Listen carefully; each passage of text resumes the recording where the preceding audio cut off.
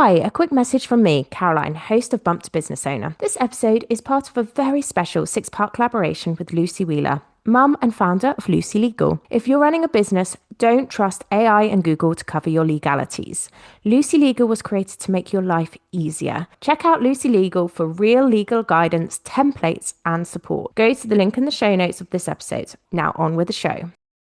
Hello and welcome back to today's episode of Bump to Business Owner in partnership with Lucy Legal. But today we are joined by Sophia Jarvis, co-founder and CEO of Mia Wealth, a family investment app on a mission to change the way we give gifts to children, turning presents into long-term financial futures. With over a decade in wealth management across London and Dubai and a CFA under her belt, Sophia left behind a successful and secure career to build a business designed to help families create lasting legacies for the next generation. But Mia Wealth isn't just a fintech story, it's a deeply personal journey. Sophia launched and raised her pre-seed round whilst pregnant and then navigated the first year of building a startup alongside becoming a mum to twin girls. A year she has openly described as the hardest of her life. From fundraising whilst facing investor bias to the realities of newborn twins, NICU experiences, building with a co-founder and making early decisions around support, Sophia's journey is a raw and honest look at what it really takes to build a fintech startup in the earliest days of motherhood. This episode explores the intersection of ambition, identity and survival in that intense first year and what Sophia wishes she'd known before stepping into it. Wow, Sophia, what a year you have had. You know, I think anyone who has a mother and then becomes a mother to a second child, it's like two at the same time. Hats off to you. And you're looking amazing at the same time as you turn up to this. I don't know how you do it. Thanks, Caroline. As are you. You know, we're all somehow figuring it out, aren't we, each day at a time? Yes, yeah, that's exactly it. I think that's what you start to realise, isn't it, when it's all new to you in the newborn thing, and then you start to realise every bit changes and you just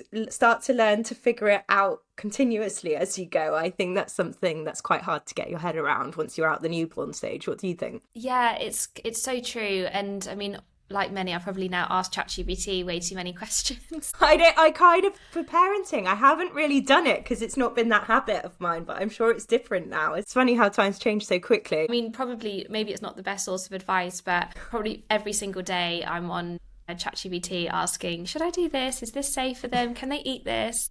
How to negotiate with a 1-year-old? Is this normal? If it reassures you, it reassures you. Exactly. And what I've learned over the past year is just that each stage brings new challenges, but also things that you found really hard then get easier. And so now when I'm in a challenging phase, I just have to remind myself it will get easier. There'll be something else, I'm sure, but I'm just sort of letting it flow more. Whereas at the beginning, I was just so overwhelmed. I can imagine, which we will delve into on this episode. But just to start with your career, because you had an incredibly successful path in wealth management. So what led you to walk away from it and start a business? Did everyone in your network, family support you with this move? How did it look? So I'll start at the beginning, which was I've been in financial services for over 10 years and I'm a chartered financial analyst by background. So I started my career in investments at Schroders and I was with them both in London and then I moved with them to the Middle East. And about 5 years ago, I came back from Dubai and found myself unemployed back at my parents' house because of COVID and not really knowing what to do with my life. I ended up joining a startup for a year where I worked very closely with the founder and it was in mental health and inclusion. So obviously completely different to financial. And I just wanted a bit of a break from financial services, to be honest. And I saw that company grow from, there was 3 of us to about 10 at the end within a year. And it just sparked my interest in the entrepreneurial side of, you know, the career choice that you can make. And then after that, I left that job because I actually got pulled back into wealth management. I just really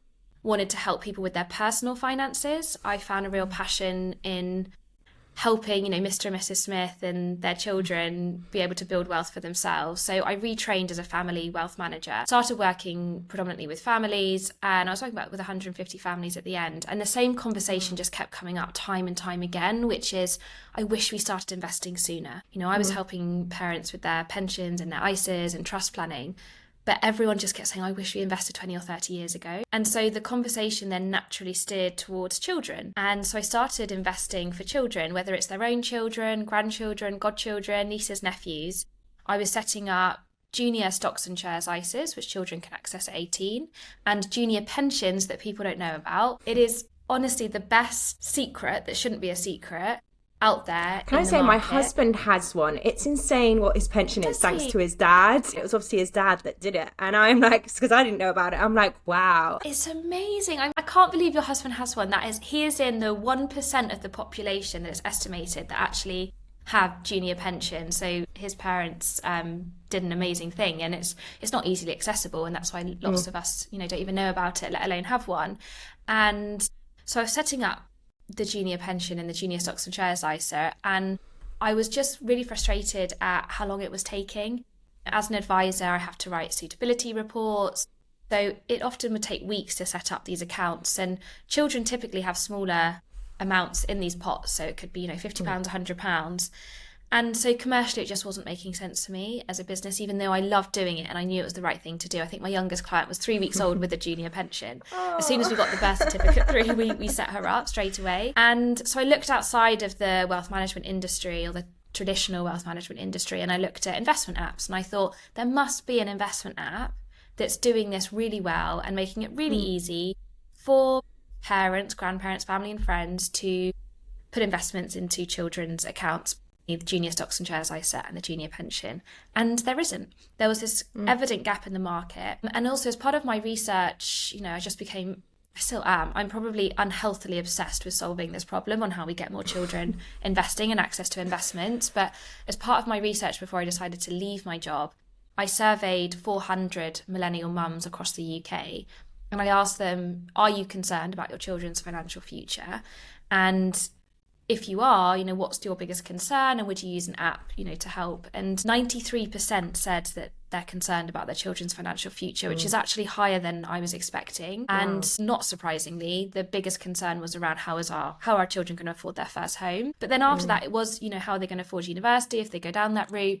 And then it was also how are they going to afford retirement? We don't know if the state pension is going to be around when our children are older, or even when we're older. That looks like hopefully we're going to be living longer, but we're going to need much bigger pensions to sustain ourselves. And, like your husband, he's now got that because of that child pension. And so, but then also at the same time, which is worth pointing out, I noticed that, now being a mum myself, as we spoke about, it's really expensive having children, particularly in those early years with, nursery fees and childcare. And so finding spare money at the end of the month is really difficult. And as an advisor, and I'd always say this to anyone, focus on building up your own savings first before your children. But again, as part of my research, I found that collectively we spend billions of pounds every year on gifts for children, on toys predominantly, and 8.5 million of those toys end up in landfill, which is a huge amount. And the average 10-year-old owns 238 toys and plays with just 12.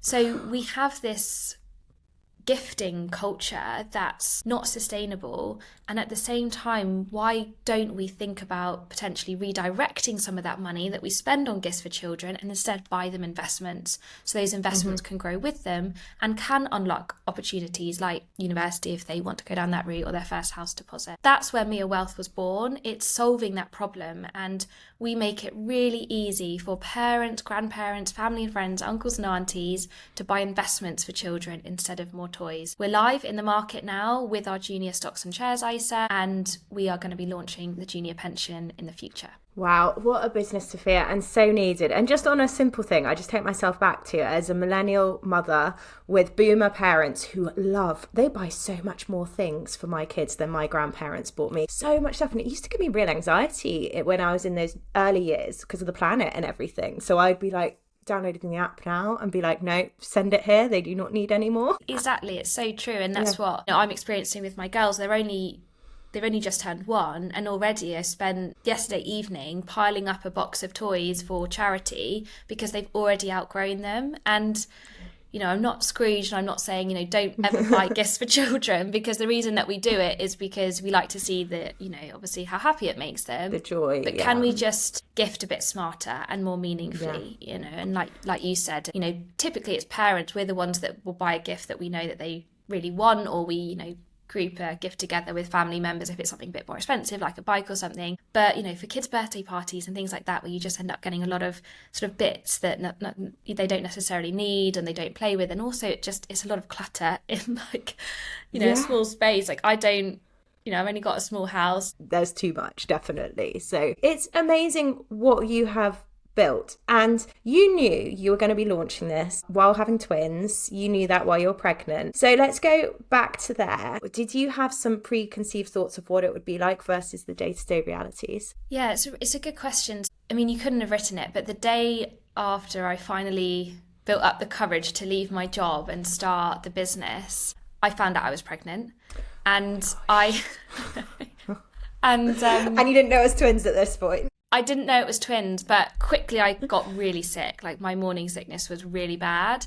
And I thought, I know that is it worse in twin pregnancies? Yes, well, this was what I thought. So and this sounds a bit woo-woo, but I've always had a feeling I was going to have twins. I've always been really Do they run intrigued. in your family? It does, yes. Yeah. So my dad's a twin. We've got twins on... okay. So my dad's family are Danish. We've got twins on my Danish side. But identical twins, which is what I have, is actually completely random. So it's not genetic. So everyone has the same chance of having identical twins, which I didn't realise. But I did just have this feeling I had twins. And I also started wearing pink, which I don't normally wear. So I had a feeling that I was having... You felt extra girly. Yeah, it was really strange, honestly. So I actually booked a really early scan because I just wanted to know if my sort of premonition was true. And I did pre-warn my husband on the way. I said, I think there'll be 2 heartbeats. And he said, yeah, sure, whatever. And I bet.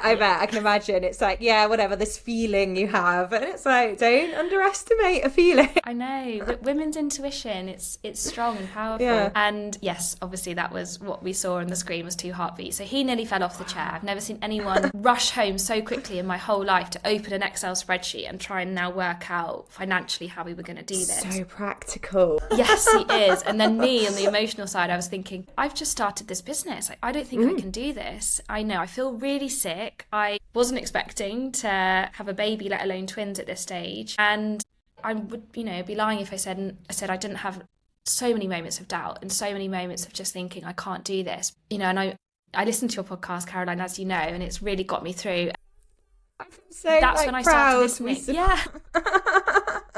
That's when I started listening to your podcast, because I thought what I need right now is to know that other women have done this and that it can be done. And that's not to take away to say that it isn't easy, because it's really challenging and we both know that. But I just needed to hear from other women that they had done it, and that was what got me through. And so generally your podcast really helped me get through those moments, and it still does. When I have a wobble, I go back to it, and that's how I use it. It's like my therapy. So thank you. Thank you. Because you can go to the mums at different stages as well. Like, go to listen to Steph at Don't Buy Her Flowers, episode 1. Her kids are teenagers now. And you can just they just help you, give you a boost for that period. Exactly. And it also, and I know a lot of the women that have spoken on your podcast and in our own networks say this, but having that core why and that mission is something that you keep having to come back to. And as I said, I do have probably an unhealthy obsession with solving the problem of how do we get more children access to the power of investing so that they can look forward to a better financial future. And so the mission was bigger than me and my own circumstances. And that's what drove me forwards and made me just think, I've got to make this work. And my pregnancy was a high-risk pregnancy as well. My twins, because they're identical, not all identical twins have this, but mine did, they shared a placenta.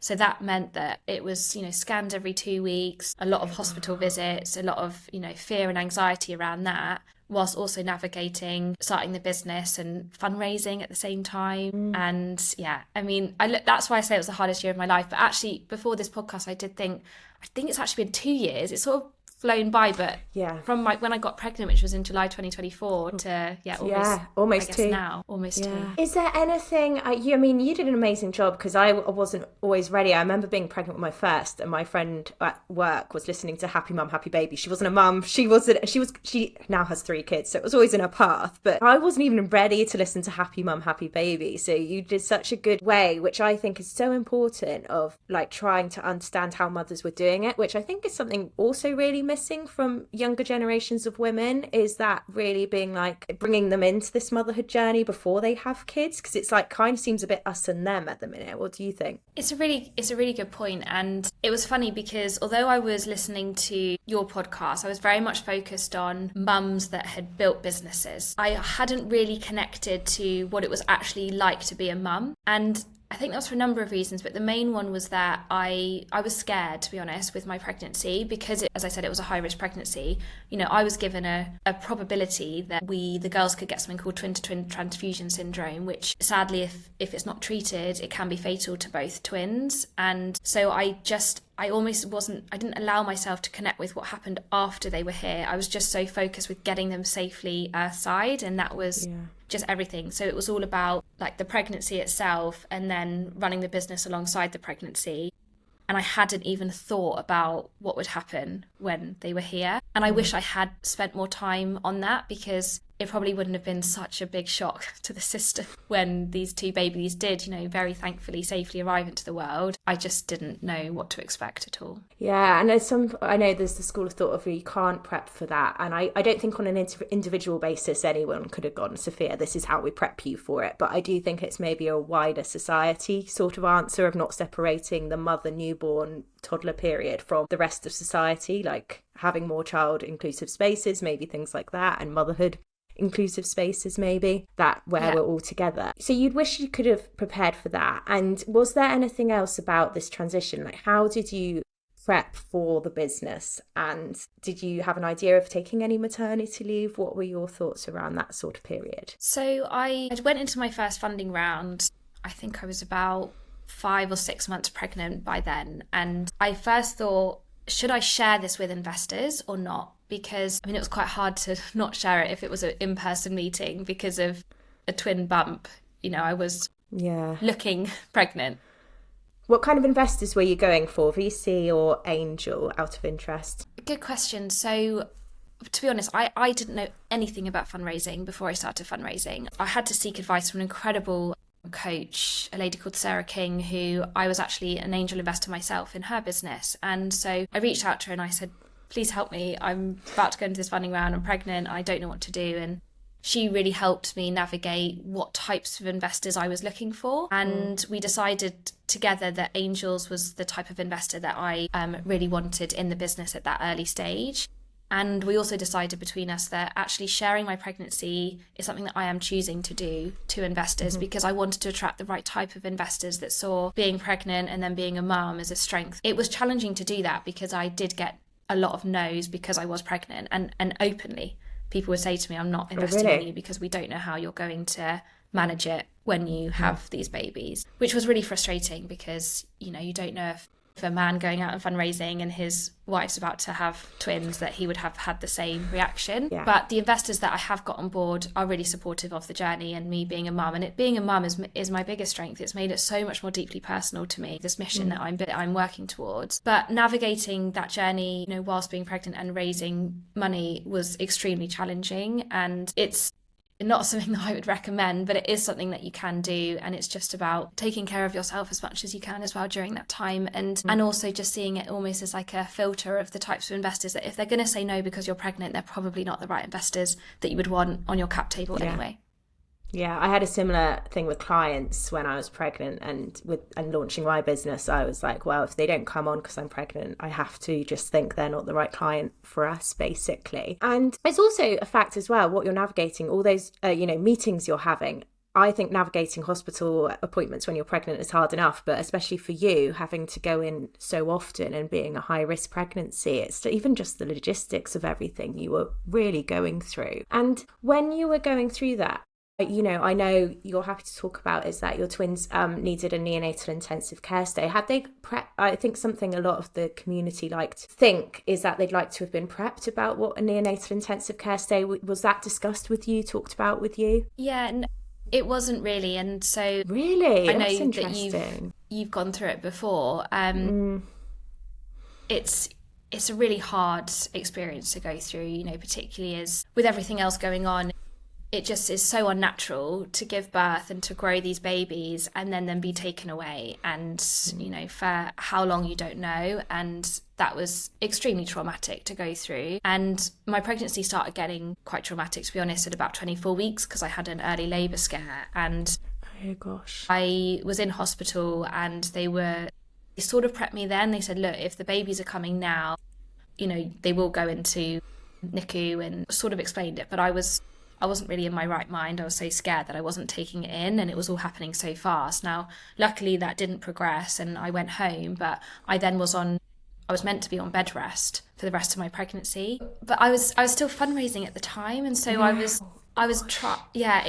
Looking back, I actually wish I hadn't done that. I wish I had just given myself the time that I clearly needed. My body was clearly under stress, and I should have just taken a step back from the business. But the journey of then sort of being on bed rest and not knowing when they were going to come, I was again too scared, I think, to actually look into NICU and the experiences there. And I had a C-section booked at 36 weeks. So in my head, I just kept thinking, okay, every week's closer to that 36-week date. But I ended up then getting really bad preeclampsia. So I was in hospital with that. And then that was when they sort of started having conversations with me, because they were saying, look, we're hoping to get you to 36 weeks still, but because of your preeclampsia, you might deliver early. I had actually booked to go down and see NICU and just get a sort of a tour and see what it was like, so that I could get familiar with that sort of environment, or as familiar as you can. But then my girls ended up coming early and unexpected before I actually made it to that appointment. So by the time it was all happening, it was just such a blur, to be honest, and like they were rushed off straight away, and because I was so poorly in myself, I didn't see them 48 hours later, and just was wheeled down into NICU. And then, you know, you're seeing your babies for the first time in incubators. It's not how it should be. No, and one NICU mum to another, I completely get it. And I get the prep people think we could do, and maybe we could. I don't know how it would look, because like you said, there's part of us that wants to shut off from that, which is a real feeling. I worked in a hospital, not medical at all, I was in the admin comms side, and actually did, because of my comms role, had to go around the hospital a lot, so had been in a NICU, and I actually think that really helped me.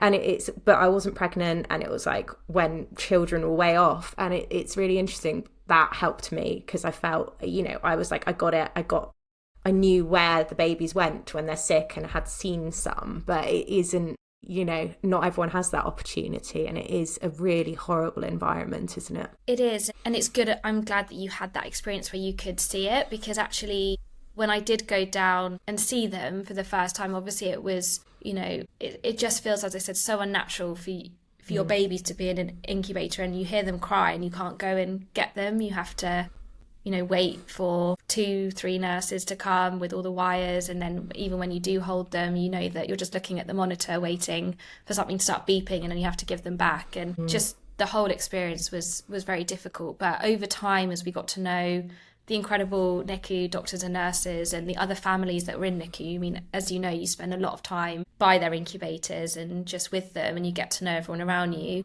It becomes like your home, which sounds a bit strange, but it was, you know, particularly because I was still in hospital because of my preeclampsia. I didn't leave hospital for quite a long time. Often at 3 a.m. I'd walk down from the maternity ward down into NICU and just sit with them. And so it became an environment that I got very used to, and an environment that I got comfortable with. And also just, I kept saying to myself, you know, this is the best place for them. They're, you know, getting stronger every single day. They have 24/7 care, and I'm still here. And then what I found really difficult, and I know from speaking to other NICU parents, is when you don't actually get to be there all the time, and you have to leave them, and you have to either go back home if you've got other children, or you've got other responsibilities. And when I was discharged, I found that day really difficult. You know, on one hand, I was happy that my health was good enough that I could be discharged, but leaving them, the thought of leaving them, that was really, really tough. But yeah, it's really, really tough. It's the next level when you're like, for us, because I was fine, but for us, it was, we were waiting until he was not at risk, or, you know, of terrible things. And it, you know, it's like a weird day. It's like, oh, it's good. It means he's not at risk now of leaving us, like quite high risk like that. But it's also like, oh, now I've got to like be miles away from him. It was, yeah, it's a whole loads of these little milestones that are, you know, it's really great to have an opportunity to talk about and hear your story, Sophia. And it is, I mentioned to you before we started recording, it's actually, we're releasing this by chance Maternal Mental Health Week. And is there anything you recommend of support for NICU parents, or recovery for like twins in NICU particularly, like your journey that has been helpful for you this past year? I understand it's still probably really raw and a process, because my learning is it does take a lot of time. But what's helped you? So during my pregnancy, I was, as I said, really anxious because of the high risk nature of it. But I had incredible support. I actually found the 2-week scans, although it was a lot, it was really reassuring to have them so regularly. And then when I was admitted to hospital with my preeclampsia, I got incredible support.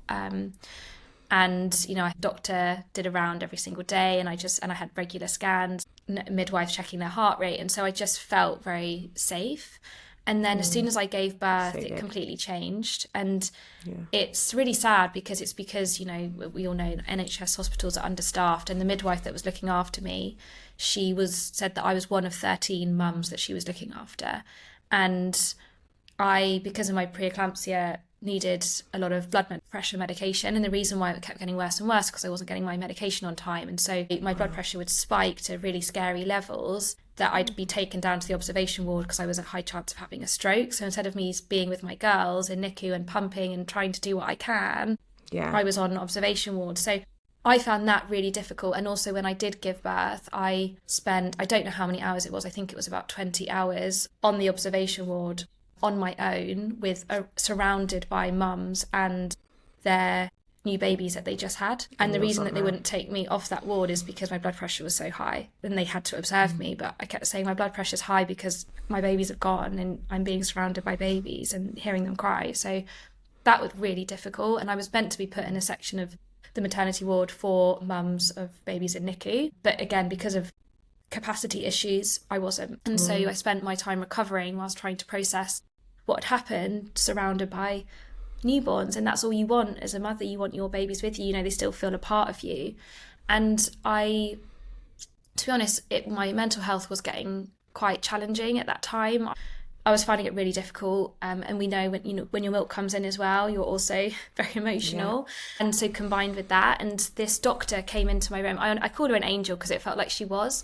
It was about 7 days in after I'd given birth, and I was really struggling. My preeclampsia wasn't getting better, and I was just at sort of breaking point. And she came into this room and she said, "I'm here to help you. What do you need?" And I ended up, she actually does some private consulting work on the side. I'll pass her details on in the show notes because I really recommend her. So I started seeing her as a sort of like a therapist and just being able to talk to her about it. And that continued for a month after I'd been discharged. And without her, I honestly don't know how I would have gotten through that stage. And what makes me sad is that so many mums and dads, by the way, because my husband, we often talk about maternal mental health, but my husband was the one observing all of this. You know, there was a time where he thought he was going to be leaving hospital as a single dad, and he was the one that was in the C-section room when the girls were being delivered and, you know, struggling and needing to be rushed off. He was there observing it all, and so he actually needed a lot of support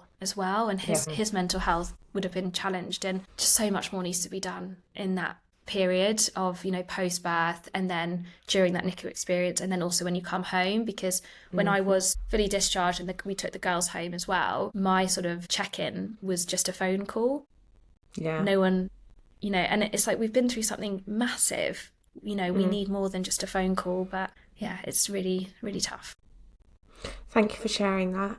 I know it's still hard and it will still be raw a year in, and the only way we can get things more to be done is by talking about it. And, you know, and especially your story of being separated from your twins. My mum was separated from me, you know, over 30 years ago, and it's like, I feel like they still haven't learned how to manage that until, like she had a shining angel doctor come in and be like, she's like this because she doesn't have her baby, bring her baby. But it took her so long, she didn't have any support, and it took her so long to talk about it. So I think it's really good that you're doing so well by talking about it, so thank you, Sophia. And yeah, I'm so pleased to hear, like, you know, they're a year old now, aren't they, your babies? And what a journey you've been on. You should be so proud of yourself while still appreciating that so much you and your husband had to navigate during that time. Yeah, thank you. And I'm sorry to hear that your mum had that experience. I wouldn't wish it on anyone. It's just, it is awful. And I really hope by talking about it, we can be more aware of it and try and, you know, change things as well. Something that I would love to do, you know, with Mia Wealth is donate a percentage of our profits to helping parents of sick children, babies in NICU, and just support on what that transition looks like, you know, after birth, because that's when a lot of the trauma can happen from, you know, that first hour, those 5 hours, 10 hours, etc., on how we can actually support mothers and fathers and surrounding family in those moments. Yeah, the girls are 1 now. I mean, I know every parent says this, but I think particularly when you've been a NICU parent, that 1 year milestone is emotional. It's weird. It is equally horrible when you don't recognise that, because it's a bit of a horrible milestone to remember, isn't it? Exactly. And I know, speaking to friends who've had, traumatic birth experiences and everything, it does bring up obviously joy because that's the day you became a parent, but also a lot of, processing what you've been through. And so about a month before they turned 1, all these feelings that I had just been pushing down, to be honest, because the first year is, survival. And so I almost had to go into like processing it all. And I still am, I do find it really difficult. And I think each birthday it will get hopefully a bit more easier in terms of just managing those raw feelings, because we typically, like when we come round to that event again the next year, that's when everything can come to the surface. So I think there's, again, it's with Maternal Mental Health Week, and also, with, as I said, paternal mental health too.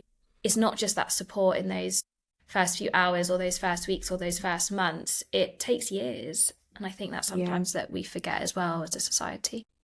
Well, it does. And for anyone listening who might relate to this, it does take years for trauma to develop, and NICU is a trauma. And it was 18 months. I got quite lost in the system, and it was 18 months later till I got found. And then it was like my son was 2 when I got the proper EMDR therapy I needed. So I just want everyone, and it was the right time actually then for me to get it.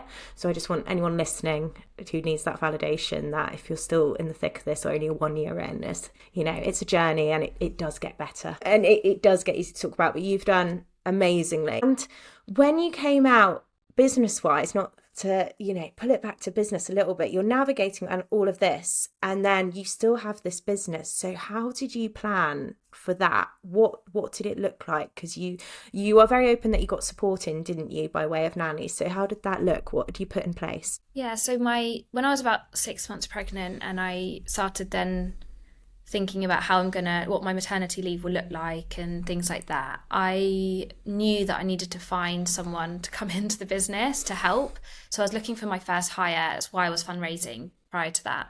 And I was looking for a chief operations officer, because I came with the ability of, an industry expert in this space. I've got the clear vision. I've got this drive, and I'm so connected to the mission, but I haven't built a tech company before. I haven't scaled a company, and I needed someone with that experience. And I interviewed 30 people for this role, couldn't find anyone. And then in the first 5 minutes of speaking to Jerry, who's now my co-founder, I just knew that she was who I was looking for. I call her a unicorn. She knows this because she can operate seamlessly across product, tech, operations, HR, and she's also just an incredibly warm energy. And she's a mum herself to 2 girls. Her girls are older, teenagers. And so she came into the business, and then luckily she did, because 6 weeks later, that's when I gave birth. But when I was in NICU and dealing with everything around that in hospital, she really sheltered me from what was going on in the business, and she operated as if this was her business.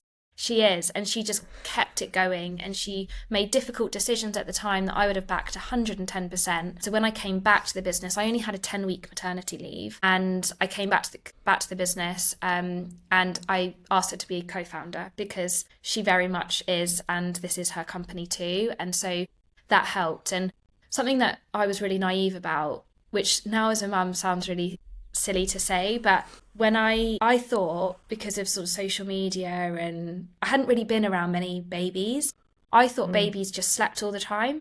So I naively thought... Everyone thinks this, Sophia. Don't worry. I know. My husband was going to take a month off, and he thought he was going to do some coding while the baby just sat there. I know. I honestly was like, my idea of maternity leave was very different to the reality. And so I just thought, oh, well, they'll be sleeping most of the time, so I can just keep working. I didn't even think that they wouldn't sleep. And also my girls, as you know, because they're premature, often premature babies have challenges with drinking and a bit of reflux and gas and things. So they would cry a lot as well. We were up between my husband and I like 8 times a night up until about 10 months old. And then I just thought, I can't do this anymore. So we did get a sleep consultant in, because I just was like, I can't do this. So I then quickly realised that this is not going to work, like me going back to work and trying to look after them at the same time. It got to about, I think, 10 weeks in, that's when I actually did go back to work. But a bit prior to that, I said to my husband, I was like, I think we need to get childcare, we need to get support, and we're looking for a nanny. And even just saying it out loud and telling our family and friends, I felt like there's this shame around it, like, oh, I'm gonna get a nanny. That was going to be one of my questions, because there shouldn't be. And I did get, like, bless her, fresh out of uni, she's still a babysitter for us now, we love her, Louisa. Like, yeah, when my second was like 12 weeks old, and there was a little bit of like, oh gosh, really? Yeah, did you feel that? Yeah, it's I know this isn't how you should feel, but you almost feel like, oh, am I failing as a parent because I need to get childcare support and I need to get help? And now I don't have that view, but that is the feeling that I had at the time, and I was really embarrassed. I almost didn't. I remember I used to go to some baby, so she joined, and she's amazing, our nanny. I mean, again, interviewed a lot of them before I found our one, but she's like family to us. Like, she's a mum of four herself. She loves the girls so much, and you know, similar to Louisa, I'm sure with your boys, like, there's just so nice to have that familiar face in their life. And I remember the first day she joined, and I had some Zoom calls set up, and she said, okay, I'm just gonna be with the girls now, and you can go upstairs and do your Zoom calls. And I just stood there for like 5 minutes, and I was like, wait, what? Like, what am I supposed to do? She's like, you can go upstairs, it's fine. Like, I'm just gonna be downstairs with them, because you do your job, I do mine, basically. Yeah. She said. And I was like, yeah, I think I was like being like a helicopter mum, like, you know, they need this. And she's like, no, you can go. But she was like, but if you want to come down at any point, we're just going to be here, it's fine. But you know, like, the first time you leave your babies, it just, and I think particularly as well because of the NICU experience, you just almost feel like, oh, I shouldn't leave them. It's a muscle that you have to practice. Yeah. Then I remember going upstairs, doing my calls and thinking, oh my gosh, I've got a hot drink. I am having like a conversation about something that I'm really passionate about. And that day was such a poignant day for me, because it made me realise something, which is that I actually find a lot of joy in my work as well as being a mum. And even saying that out loud, sometimes I feel like, oh, I shouldn't say that, but I do, and that's the honest truth. You know, I love my children more than anything. I shouldn't even have to justify that, but I love my job too. Working for me and like building me a wealth is a huge passion, and it makes me a better mum. Because when I'm doing something that I love, and I don't love every day, obviously there's days that I'm like, oh my God, I'm hitting my head against the wall here. But of course, you're running a startup, Sophia. That would be, I'd be worried if it was. Yeah, but just doing something that I love and building this business. And I say I gave birth to 3 babies last year, obviously my girls and Mia. And it means that when I am with the girls, I think a happier version of myself, because I'm working.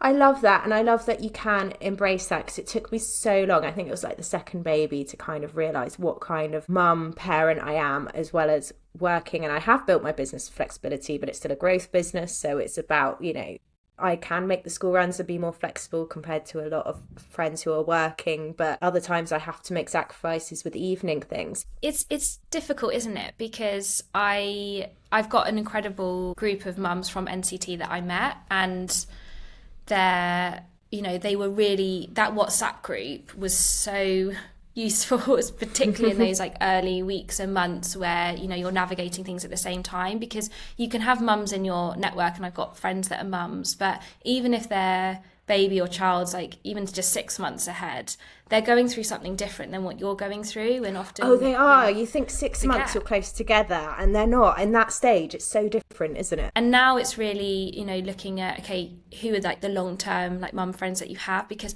having mum friends is so important. It's part of that support and that village. You know, people say to me all the time, how do you do it? And I say, I'm not doing it on my own. I'm doing it with so many people around me. And I find, you know, having mum friends that understand like that I'm working, or they're working, or, you know, aware of it is really helpful as well, because you're going through the same challenges, which is the juggle of, you know, how to I call it balance, but there's no such thing as balance. You know, like the mums that I drop off at nursery with the girls, because they split their time between nursery and the nanny, we're all just like in it together. Like, one of us will be 5 minutes late and having to, like, you know, and we're just there and we're going through it at the same time, and that just helps so much. I love that. And we've talked a lot about, you know, what surprised you as a mother, which obviously a lot, we can all relate to that. Is there anything about building a fintech and being that business in this early stages that has really surprised you? A lot has surprised me. I was naive going into it, and the main thing was actually about the regulation. So even though I've worked in financial services, I said, for over 10 years, it's a heavily regulated industry. I've never been the person, you know, in compliance directly speaking to the regulator. But to put it into context, every single screen of our app, and there's hundreds of screens if you think about how big an app is and all the different elements, has to be checked and approved for regulatory purposes. So even down to a specific word or a call to action, every single screen has to be approved. Not only does that take, because you're responsible for someone's money, is that exactly right? Yeah. Wow. So, there are safety measures in place to protect customers, and that's obviously important, and we're a regulated company, and that means that when you invest with Mia Wealth, your money is protected by the Financial Services Compensation Scheme. But as part of that, if actually the business operating it, it's a huge overhead in terms of cost and time and resource to make sure that every screen is approved, because that means if you get feedback from a customer and they say, oh, I want to, that's a bit confusing, maybe that journey, could you change it and make it more simple for me? You have to make sure that you're doing it and getting it approved again. And it's the same with marketing. So every email that goes out, every social media post, everything has to be approved. My goodness. Oh, yes. I did not know that. Wow, that is, a word of warning for anyone building in fintech. Yeah, so gosh, yeah, what that's a cost. just been a big sort of challenge that we've been navigating, and we continue to do so. Yeah. And for you, so any advice, because I think you've given a huge amount of advice for anyone here listening without even realising it. But if there's anyone here listening, like you were once listening to this podcast thinking about a business idea, what would you want them to hear from your experience? That you can do it. And, you asked me as well about whether my support network, said, yeah, go and do it. Most people that you say to, oh, I'm going to go and start a business, especially if you're doing it at the same time as either being a parent or becoming a parent, most people say to you, oh, don't do that. Stay in your 9 to 5. Yeah, have that security. But if we all listen to, and it's coming from a good place, right? They want you to, obviously be set up well. But if we all did that and we all listened to that, or we listened to our internal voice that says, oh, I don't think I can do that, then we wouldn't have the incredible businesses that we have today. And you can do it, but just be realistic that, it is challenging. It's not easy, but you can make it work. And the biggest thing that I've learned along the way is, which I hadn't appreciated before having children, is that pre-children, you have all the time in the world. And after children, your time is so limited because, for example, if I didn't have children, I would be working all weekends. But actually, it's good that I'm not, because children forced you to be present. So as I said at the beginning, I tried at the beginning to be working and parenting, and that does not work at the same time. So you just be really organised with your time, and also set boundaries with your time. So I was on a panel with Nugget Savings recently. I love those ladies. Oh, they're incredible, aren't they? And Ellie Austin-Williams said an amazing piece of advice that I will share with you, which is be where your feet are. So when I'm with the girls, I'm there and I'm present, and I try and not have my phone, I don't have my laptop, I'm just focused on them. And when I'm then at work, the same is true. I'm focused on work, and obviously things happen, and sometimes you get a call from nursery, etc., and of course we'll always be there, but just be where your feet are, because then you can be fully present in what you're doing. And also, as I said, set boundaries with your time. So I love the mornings, like I'm a morning person. So I'll get up, I'll get the girls ready, I'll give them breakfast. I really like that. And then my husband will take over at 8.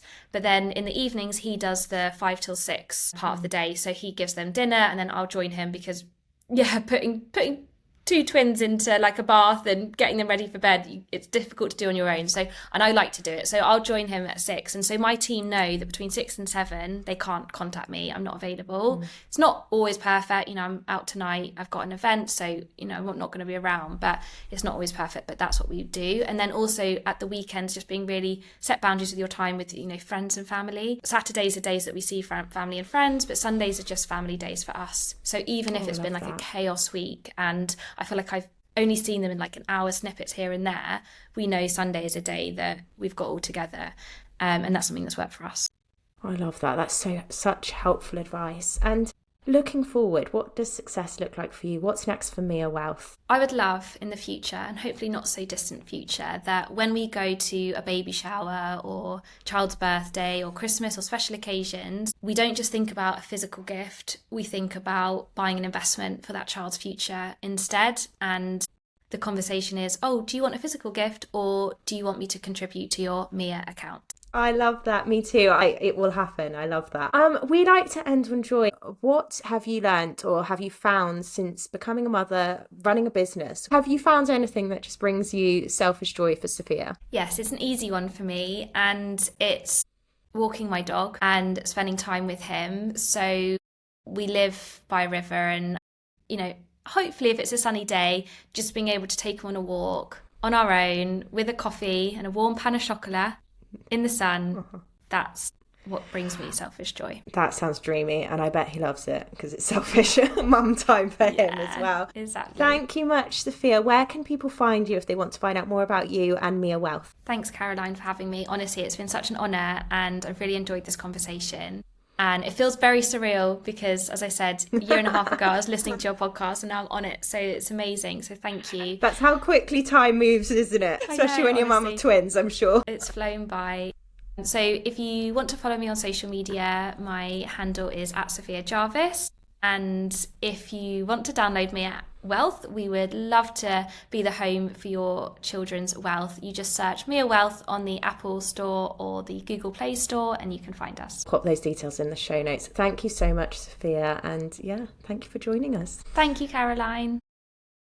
Thanks for listening to that special episode brought to you in collaboration with Lucy Legal. Over 6 episodes, we'll be discussing big topics in motherhood and business, relationships, finances, maternity leave, and AI. If you're a business owner and want to make sure that your legal terms are correct, and most importantly, that you are covered, go to Lucy Legal for real legal guidance, templates, and support. Link in the show notes of this episode. Thank you.